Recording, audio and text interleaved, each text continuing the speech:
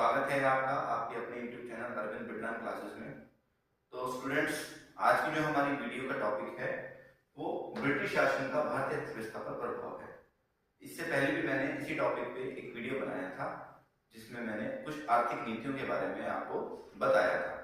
तो आज इस वीडियो में हम ब्रिटिश की जो ये नीतियां थी उसका हमारी अर्थव्यवस्था पे क्या प्रभाव पड़ा, आज हम इसके बारे में समझेंगे और जानने का प्रयास करेंगे कि किस तरीके से अंग्रेजों ने हमारी भारतीय अर्थव्यवस्था को बर्बाद किया। उस अर्थव्यवस्था की उस बर्बादी की वजह से न केवल ग्रामीण उद्योग बल्कि दस्तकारी जो दस्तकार थे उनका पतन हुआ, बल्कि कृषि का जो है वो भी वाणिज्यकरण हुआ। और साथ ही साथ इस वीडियो में हम धन निकासी के सिद्धांत को भी पढ़ेंगे। तो आज की ये वीडियो आप बच्चों के लिए बहुत इंपॉर्टेंट है क्योंकि टॉपिक भी बड़ा इंपॉर्टेंट, बड़ा इंटरेस्टिंग है। तो वीडियो को पूरा देखिएगा और जो बच्चे चैनल से नहीं जुड़े हैं चैनल को सब्सक्राइब कीजिएगा, वीडियो को लाइक कीजिएगा और दूसरे बच्चों को भी आगे शेयर कीजिएगा। ठीक है, तो चलिए शुरू करते हैं अपना टॉपिक, ब्रिटिश शासन का भारतीय अर्थव्यवस्था पर भारतीय अर्थव्यवस्था पर प्रभाव की। तो इसका प्रभाव हमारी अर्थव्यवस्था पर बड़ा ही नकारात्मक पड़ता है। ब्रिटिश शासन की जो नीतियां थी उसने हमारी अर्थव्यवस्था को बिल्कुल खराब कर दिया और बिल्कुल बर्बाद कर दिया। ठीक है, तो जैसे अगर मैं बात करूं ग्रामीण उद्योग और दस्तकारों की, तो इनका तो बिल्कुल ही पतन हो गया। जब इंग्लैंड में औद्योगिक क्रांति की शुरुआत होती है तो उस औद्योगिक क्रांति की वजह से इंग्लैंड में बहुत सारी मशीनें बनती हैं। उन मशीनों की वजह से बहुत बड़े स्तर पर जो है माल का जो है उत्पादन होने लग जाता है।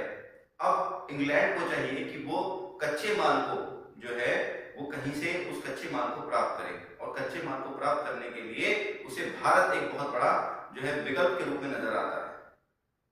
जहां इंग्लैंड में औद्योगिक क्रांति की वजह से और बड़े बड़े उद्योगों का विस्तार हुआ, वहीं पर औद्योगिक क्रांति की वजह से भारत के जो उद्योग थे वो बिल्कुल बर्बाद हो गए और अंग्रेजों ने भारत के लघु और कुटीर उद्योगों पर किसी तरह का कोई ध्यान नहीं दिया, जिसकी वजह से ये जो उद्योग थे छोटे छोटे ये बिल्कुल ही बर्बाद हो गए। तो ब्रिटिश सरकार का किसी तरह से भी लघु और कुटीर उद्योगों पर कोई भी उनका ध्यान नहीं था, क्योंकि लघु और कुटीर उद्योग पर अंग्रेजों ने इन उद्योगों पर कोई ध्यान नहीं दिया, जिसकी वजह से ये उद्योग बर्बाद हो गए। भारत में बहुत सारे ऐसे उद्योग थे, बहुत खासकर अगर मैं बात करूं कपड़ा उद्योग की, तो कपड़ा उद्योग भारत में बहुत फेमस उद्योग था, जिसका विदेशों में बहुत बड़े स्तर पर जो है कपड़े का निर्यात किया जाता था। और इतने जबरदस्त भारत का कपड़ा उद्योग था कि विदेशों में भी इस कपड़ा उद्योग की जो कपड़े थी, भारत के जो कपड़े हुआ करते थे उनकी बहुत जबरदस्त डिमांड हुआ करती थी। तो कपड़ा उद्योग जो था वो एक महत्वपूर्ण उद्योग था। इसके साथ साथ बहुत सारे ऐसे उद्योग थे जो भारत में बड़े महत्वपूर्ण उद्योग थे और इनका भारतीय अर्थव्यवस्था पर बहुत ज्यादा जबरदस्त प्रभाव था। जैसे ढाका का मलमल, ठीक है, ये एक महत्वपूर्ण उद्योग हुआ करता था।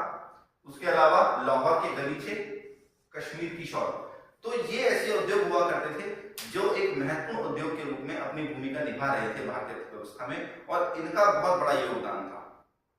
लेकिन अंग्रेजों की आर्थिक नीतियों ने इन उद्योगों को बर्बाद कर दिया। एक व्यक्ति थे डेफो, ठीक है, एक व्यक्ति डेफो थे जिन्होंने अपना उपन्यास लिखा था रॉबिन्सन क्रूसो।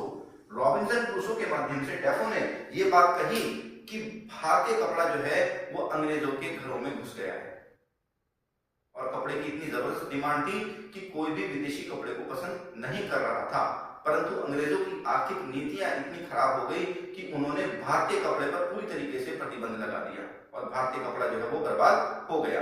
तो अगर हम अंग्रेजों की आर्थिक नीतियों की बात करते हैं तो आर्थिक नीतियों की जो है इस आर्थिक नीति की वजह से न केवल कपड़ा उद्योग बल्कि इसका प्रभाव यहाँ पर छोटे जो जुलाहे हुआ करते थे उन पर भी पड़ा। अंग्रेजों ने जुलाहों से जो है अपने एक शर्तनामे में साइन करवाए और उनसे कम कीमत पर माल तैयार करने लगे।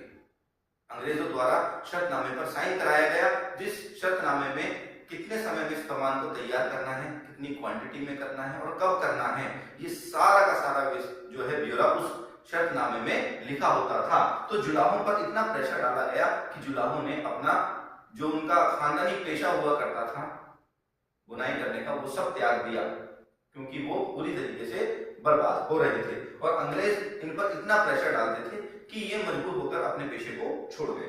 इसके अलावा जो बड़े बड़े राजा महाराजा हुआ करते थे वो भारतीय कपड़ों को बड़ा पसंद करते थे, लेकिन अंग्रेजों ने जब रियासतों को हड़प लिया, राजाओं को उनके पदों से हटा दिया, अब राजाओं की जगह कौन आ गए? अंग्रेज अधिकारी आ गए। और अंग्रेज अधिकारियों ने भारतीय कपड़े को दरकिनार करते हुए मशीन से बनने वाले जो इंग्लैंड के कपड़े थे उनको पहनना पसंद किया, जिसकी वजह से जो भारतीय लोग थे वो बेरोजगार हो गए, जो भारतीय कारीगर थे वो बेरोजगार हो गए। तो ना केवल जुलाहों पर बल्कि जो राजा रजवाड़े थे उनकी समाप्ति के बाद भी भारतीय कपड़े पर बहुत बुरा असर पड़ा।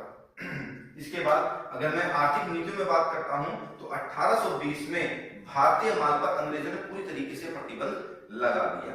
ठीक है, भारतीय माल पर क्या लगा दिया? प्रतिबंध लगा दिया। अब भारतीय माल जो है ब्रिटेन के बाजारों में बिकना बंद हो गया। क्यों? क्योंकि जब कोई माल 1835 में जब कोई भारतीय माल अंग्रेजों ब्रिटेन में या कहीं और यूरोप में बिकता था तो उस भारतीय माल पर 15% जो है वो टैक्स लगाया जाता था, जिसकी वजह से उस सामान की कीमत बहुत ज्यादा बढ़ जाती थी और कोई उसको खरीदता नहीं था। लेकिन जब कोई इंग्लैंड का माल भारत में बिकने के लिए आता था तो उस पर 2.5% या आयात शुल्क लगाया जाता था। 2.5% उस पर आयात शुल्क लगाया जाता था जब कोई इंग्लैंड का माल भारत में बिकने के लिए आता था। और जब भारत का माल इंग्लैंड में बिकने के लिए जाता था तो उस पर 15% क्या चुंगी टैक्स लगाया जाता था, जिसकी वजह से उस सामान की कीमत बढ़ जाती थी और कोई उसको खरीदता नहीं था। तो ये एक बहुत बड़ी आर्थिक नीति थी जिसकी वजह से अंग्रेजों ने भारतीय कपड़े को बाजार से बाहर कर दिया। ठीक है, इसके बाद 1849 में अंग्रेजों ने एक कानून बनाया, समुद्री नियम में उन्होंने एक कानून बनाया जिसका नाम क्या था? समुद्री नियम में परिवर्तन किया। अब इस नियम में परिवर्तन क्या किया कि इंग्लैंड का जो भी माल था वो केवल इंग्लैंड के जहाजों से ही भारत आएगा। तो ये इस तरह के जो नियम बनाए गए जिसका भारत के ऊपर असर पड़ा। दूसरा, 1877 में ब्रिटिश माल पर जो थोड़ी बहुत आयात शुल्क लगाया जाता था, इंग्लैंड के माल पर जो भारत में बिकने के लिए आ रहा है उस पर जो आयात शुल्क लगाया जाता था वो साल 1877 में अंग्रेजों ने अब क्या किया? बंद कर दिया। अब किसी तरह का कोई भी शुल्क अंग्रेजों को भारत में नहीं देना है। और इस तरीके से भारत जो है एक बहुत बड़ा बाजार बन गया अंग्रेजों के लिए, जहां ये तैयार माल बेचा करते थे और यहीं से कच्चा माल अपने देश में ले जाते थे सस्ते दामों पर खरीद के और उसको तैयार करके वापस भारत में ऊंचे दामों पर बेचा करते थे। और भारतीय कपड़ा इस प्रतिस्पर्धा से बाहर हो गया। और इस तरीके से न केवल वस्त्र उद्योग बल्कि जो छोटे बेचारे लघु और कुटीर उद्योग थे, जो जुलाहे थे, वो सब बर्बाद। आगे अगर हम बात करते हैं कृषि के वाणिज्यकरण की, तो कृषि का जो है वाणिज्यकरण हो गया।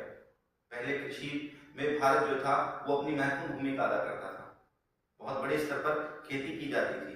लेकिन अब अंग्रेजों ने अपने टाइम पीरियड में कृषि का क्या करा? कृषि को इन्होंने वाणिज्यकरण करना शुरू कर दिया।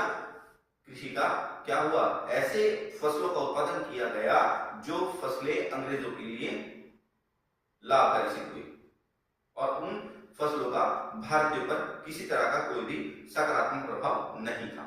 ठीक है, तो जब इंग्लैंड में औद्योगिक क्रांति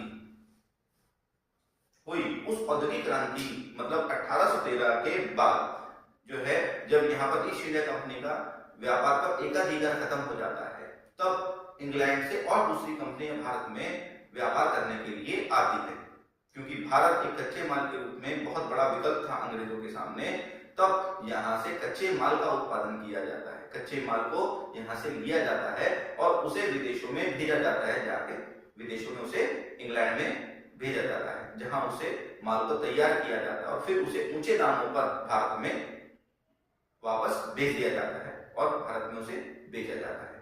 तो 1813 में इंग्लैंड में औद्योगिक क्रांति के कारण कच्चे माल का जो है वो क्या हो गई? अब इंग्लैंड में कच्चे माल की आवश्यकता हो गई। अब इस आवश्यकता को पूरा करने के लिए अंग्रेजों ने भारत में कुछ नकदी फसलों का उत्पादन करवाना शुरू किया। जैसे अगर मैं बात करूं नकदी फसलों की, तो नकदी फसलों में जैसे चाय, कपास, नील और अफीम, ये जितनी भी फसलें थी ये सब नकदी फसलें हुआ करती थी और इनका अंग्रेजों ने भारत में बहुत बड़े स्तर पर उत्पादन करवाना शुरू किया। साल 1833 में अंग्रेजों ने एक कानून बनाया और उस कानून के माध्यम से अंग्रेज अब भारतीय भूमि को जो है वो अधिग्रहण करना उन्होंने शुरू कर दिया। भारतीय भूमि को उन्होंने अधिग्रहण करना शुरू कर दिया और उसके बाद 1835 में अंग्रेजों ने आसाम में पहला चाय का बागान खोला और चाय का बागान जो था इसको खोलने की अनुमति केवल और केवल इंग्लैंड के जो व्यक्ति थे उन्हीं के पास हुआ करती थी, उन्हीं का पैसा इस बागान में लगा होता था। तो 1835 में आसाम में पहला चाय का बागान खोला गया। ठीक है, तो इस तरीके से कृषि का क्या हो गया, अब कृषि का वाणिज्यीकरण शुरू हो गया। यहाँ पर इन फसलों का उत्पादन किया जाने लगा और इन फसलों को कच्चे माल के रूप में विदेशों में जो है भेजा जाने लगा। ठीक है, तो इस वाणिज्यीकरण की वजह से सबसे ज्यादा जो असर पड़ा वो पड़ा किसानों पर और मजदूरों पर, क्योंकि इन किसानों और मजदूरों का क्या हो गया, अब शोषण होना शुरू हो गया। किसान और मजदूरों का शोषण होना शुरू हो गया क्योंकि अब अंग्रेजों ने ज्यादा लाभ कमाने के लिए इन किसानों के ऊपर राजस्व को बढ़ा दिया, किसानों के ऊपर टैक्स बढ़ा दिया। जैसे मैंने आपको पिछली वीडियो में बताया था, रैयतवाड़ी, स्थायी बंदोबस्त और मालवाड़ी, ऐसे टैक्स अंग्रेजों ने लगाने शुरू कर दिए कि किसान जो है वो बोझ, इस टैक्स के बोझ में दब गए। ठीक है, किसानों पे क्या हो गया, भूमि कर लगा दिया, जिसकी वजह से किसान जो है वो इस भूमि कर के नीचे दबते ही चले गए और इन विचारों का, किसानों का शोषण होना बड़े स्तर पर शुरू हो गया। अब क्योंकि किसान जो थे उनके पास कोई विकल्प नहीं था, क्योंकि कई बार किसानों की फसलों जो जमीन पर अकाल पड़ जाता था और किसानों को डर रहता था कि कहीं उनकी जमीन को कोई हड़प ना ले, तो किसान जो है वो अपने ही साहूकार और महाजनों के पास जाते थे उनसे उधार लेने के लिए पैसा। तो किसानों को जो है मजबूर होकर साहूकार और महाजनों से पैसा लेना पड़ता था, ऋण लेना पड़ता था, ताकि वो लगान अंग्रेजों को दे सके। तो यहाँ पर एक और विकल्प आ जाता है, एक और जो है मध्यस्थ साहूकार और महाजन जो है वो निभाना अब शुरू कर देते हैं, क्योंकि किसान जो है अब साहूकार और महाजनों के चंगुल में फंसना शुरू हो जाते हैं। किसान ऋण तो लेते हैं इनसे, पर इनको ऋण ना चुका पाने की हालत में इनकी जमीन और इनके जितने भी पशु होते थे वो सब साहूकार हड़प लेते थे। तो यहाँ पर साहूकारों के चंगुल में जो है अब किसान फंसना शुरू हो गया। ठीक है, तो किसान क्या बीच में फंस के रह गया, एक तरफ लगान का बोझ और दूसरी तरफ साहूकारों को दिए जाने वाले ऋण का बोझ। अब क्योंकि अगर किसान जो है वो ऋण नहीं दे पाता था, जिसकी वजह से किसान की जमीन छीन ली जाती थी, अब किसान जो है वो क्या हो गया, वो एक खेतीहर मजदूर बन गया। अब किसान एक खेतीहर मजदूर बन गया, क्योंकि जब वो समय पे ऋण नहीं देगा, जब वो लगान नहीं दे पाएगा, तो उसकी जमीन उससे छीन ली जाएगी और वो किसान अब क्या हो गया, खेतीहर मजदूर हो गया। और खेतीहर मजदूरों की संख्या धीरे धीरे भारत में बढ़ने लगी। खेतीहर मजदूरों के साथ साथ अब भारत में क्या हो गई, बंधुआ मजदूरी भी बढ़ने लगी। तो इस तरीके से भारत में न केवल दस्तकारों का बल्कि किसान और मजदूरों का भी बड़े स्तर पर शोषण हुआ। और यही एक अंग्रेजों की आर्थिक नीति का परिणाम था कि उन्होंने किसानों को पूरी तरीके से बर्बाद कर दिया और भारत की कृषि को जो है वो अपने कंट्रोल में। आगे अगर हम बात करते हैं धन निकासी के सिद्धांत की, तो ये एक ऐसा सिद्धांत था जिससे हमें ये पता लगता है कि भारत का पैसा बड़े स्तर पर अंग्रेज जो है वो अपने देश में भेज रहे हैं। अब भारत का पैसा जो है वो अंग्रेज अपने देश में भेज रहे हैं, यानी धन का क्या हो रहा है, निकास हो रहा है और इस पैसे को अंग्रेज अपने लाभ के लिए इस्तेमाल कर रहे हैं। तो धन निकासी का जो सिद्धांत था, इस सिद्धांत को सबसे पहले देने वाले जो व्यक्ति थे वो थे दादा भाई नौरोजी। दादा भाई नौरोजी ने साल 1867 में एक ईस्ट इंडिया एसोसिएशन नामक एक संगठन, ईस्ट इंडिया एसोसिएशन नामक एक संगठन में अपना एक लेख लिखा था और उस लेख का जो नाम था भारत पर इंग्लैंड का ऋण। इस लेख में भारत पर इंग्लैंड का ऋण जो लेख का शीर्षक था, इस शीर्षक के माध्यम से दादा भाई नौरोजी ने धन निकासी की बात कही। दादा भाई नौरोजी की एक सबसे फेमस किताब थी जिसका नाम था poverty and un-British rule in India. इस किताब के माध्यम से इन्होंने भारत की गरीबी के कारणों को बताया कि अंग्रेज किस तरीके से भारत की बर्बादी का कारण है। साल 1896 में जब कलकत्ता में कांग्रेस का अधिवेशन होता है, कलकत्ता में जब कांग्रेस का अधिवेशन होता है तो उस अधिवेशन की अध्यक्षता दादा भाई नौरोजी करते हैं और दादा भाई नौरोजी इस अधिवेशन में, कलकत्ता के अधिवेशन में धन निकासी के सिद्धांत को बताते हैं कि भारत की पूंजी बड़े स्तर पर जो है वो विदेशों में भेजी जा रही है और भारतीय लोग बर्बाद हो रहे हैं, भारतीय अर्थव्यवस्था बर्बाद हो रही है। इंग्लैंड जो है एक बहुत बड़ा पूंजीपति देश बनता जा रहा है। ना केवल दादा भाई नौरोजी बल्कि बहुत से ऐसे व्यक्ति थे जिन्होंने इस धन निकासी के सिद्धांत को बताया, जैसे डॉक्टर रमेश चंद्र दत्त। ये एक ऐसे व्यक्ति थे जिन्होंने दादा भाई नौरोजी के इस बात पर अपनी सहमति व्यक्त करते हुए बताया कि ये बात सही है कि धन का जो है बड़े स्तर पर निकास हो रहा है और इन्होंने एक किताब लिखी जो थी इकोनॉमिक हिस्ट्री ऑफ इंडिया। इस किताब के माध्यम से भी रमेश चंद्र दत्त ने जो है धन निकासी के सिद्धांत को बताया। ठीक है, इसके बाद एक और व्यक्ति थे जो भारतीय थे, वो थे महागोविंद रानडे। महागोविंद रानडे ने भी जो है धन निकासी के सिद्धांत के बारे में बात कही। तो दादा भाई नौरोजी, रमेश चंद्र दत्त और महागोविंद रानडे ये ऐसे व्यक्ति थे जिन्होंने धन निकासी के सिद्धांत के बाद जो है वो भारत में कही कि बड़े स्तर पर भारत का पैसा विदेशों में जा रहा है और उस पैसे से अंग्रेज जो है वो काफी संपन्न और अमीर हो रहे हैं। ठीक है, तो एक समाचार पत्र हुआ करता था, समाचार पत्र जो था अमृत बाजार पत्रिका। ठीक है, ये अमृत बाजार पत्रिका जो थी, इस पत्रिका के माध्यम से भी जो है धन निकासी की बात की गई। तो भारतीय लोगों को अवेयर करने के लिए पत्रिकाओं ने भी महत्वपूर्ण भूमिका निभाई। तो जैसे मैंने लिखा है अमृत बाजार पत्रिका, इस पत्रिका के माध्यम से भी धन निकासी के सिद्धांत को बताया गया। बाल गंगाधर तिलक का मराठा समाचार जो पत्र था, उस मराठा समाचार पत्र में भी बाल गंगाधर तिलक ने धन निकासी की बात को कही और बताया कि भारत का पैसा जो है विदेशों में भेजा जा रहा है। ठीक है, क्यों? क्योंकि 1813 में जब इंग्लैंड की ईस्ट इंडिया कंपनी का व्यापारिक एकाधिकार खत्म हो गया, तब 1813 में इंग्लैंड में दूसरी जो विदेशी कंपनियां थी, जो दूसरी अंग्रेजी कंपनियां थी, उनको अनुमति दी गई कि वो भारत में बड़े स्तर पर जो है अपना पैसा इन्वेस्ट करें। तो उन्होंने अपना पैसा लगाना शुरू किया। अब ईस्ट इंडिया कंपनी के साथ साथ जो दूसरी विदेशी कंपनियां, पहले तो ईस्ट इंडिया कंपनी को ही व्यापारिक अधिकार था, लेकिन 1813 में उस व्यापारिक अधिकार को ईस्ट इंडिया कंपनी से छीन लिया। अब भारत में दूसरी अंग्रेजी कंपनी ने भी व्यापार करना शुरू कर दिया।